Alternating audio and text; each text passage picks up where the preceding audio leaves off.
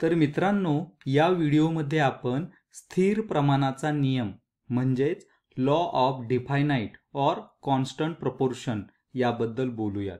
हा नियम असं सांगतो की संयुगाच्या विविध नमुन्यातील घटक मूलद्रव्यांचे वस्तुमानी प्रमाण नेहमी स्थिर असते।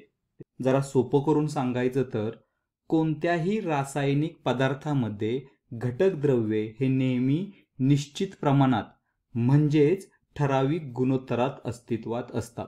चला एका उदाहरणाद्वारे समजावून घेऊया।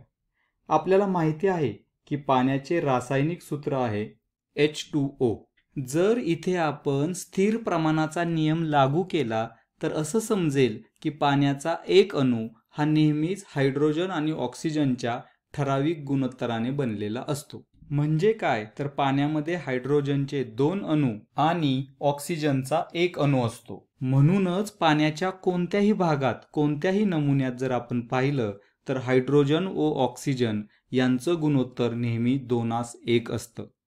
मग ते पाणी नळाचं असो, समुद्राचं असो वा कोणत्या तरी सरोवराचं असो, पाण्याचा कोणताही आणि कुठलाही नमुना घ्या, त्यामध्ये हायड्रोजन आणि ऑक्सिजन या अणूंचं वस्तुमान हे 2:1च असणार। बरं, हा नियम वजनावरती सुद्धा लागू होतो बरं का, कारण प्रत्येक अणूचं स्वतःचं असं वजन असतं। तर आपल्याला माहिती आहे की हायड्रोजनचा एक अणू हा 1 AMU ॲटॉमिक मास युनिट म्हणजेच अणुवस्तुमानांक एकक इतका असतो। आता येथे 2 हायड्रोजन अणू असल्यामुळे त्या 2 अणूंचे वजन हे 2 AMU इतके असेल, बरोबर। त्याचप्रमाणे ऑक्सिजनचा एक अणू 16 AMU ॲटॉमिक मास युनिट इतका असतो, म्हणून एक अणू ऑक्सिजनचं वजन होईल 16 AMU।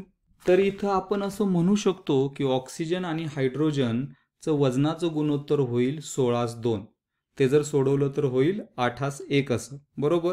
आणि हेच आहे ऑक्सिजन प्रति हायड्रोजनचे वस्तुमानी गुणोत्तर।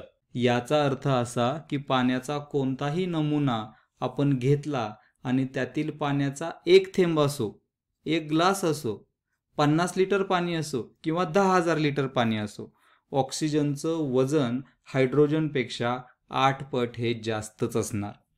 आणि हाच आहे स्थिर प्रमाणाचा नियम, लॉ ऑफ कॉन्स्टंट प्रपोर्शन। हा नियम प्रत्येक रासायनिक पदार्थावरती लागू होतो। उदाहरणार्थ कार्बन डायऑक्साईड, जेव्हा सजीव गोष्टी जळतात किंवा आपण श्वास घेतो तेव्हा कार्बन डायऑक्साईड तयार होतो। मग आपण कितीही प्रमाणात कार्बन डायऑक्साईड घेतला तरी त्यातील ऑक्सिजन आणि कार्बन अणूंचं गुणोत्तर आणि त्यांचे वस्तुमानी प्रमाण नेहमी सारखंच राहील, ते बदलत नाही। इथेच थांबूयात। धन्यवाद।